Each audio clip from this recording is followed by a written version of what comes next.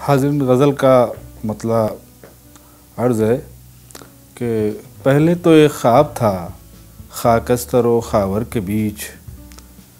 पहले तो एक ख्वाब था खाकस्तर व खावर के बीच।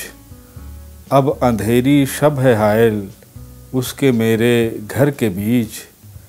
हादसे जैसे हैं सब सोचे हुए देखे हुए।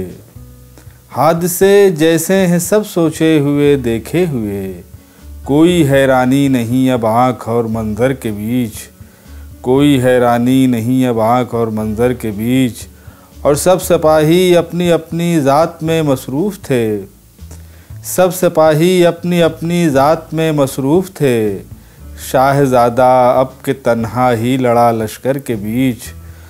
और असर हाजिर के सिवा भी कुछ ज़माने और हैं। असर हाजिर के सिवा भी कुछ ज़माने और हैं। कुछ मनाजिर और भी हैं आसमां मंज़र के बीच। लो कमर साहब ज़माना चाल अपनी चल गया। लो कमर साहब ज़माना चाल अपनी चल गया।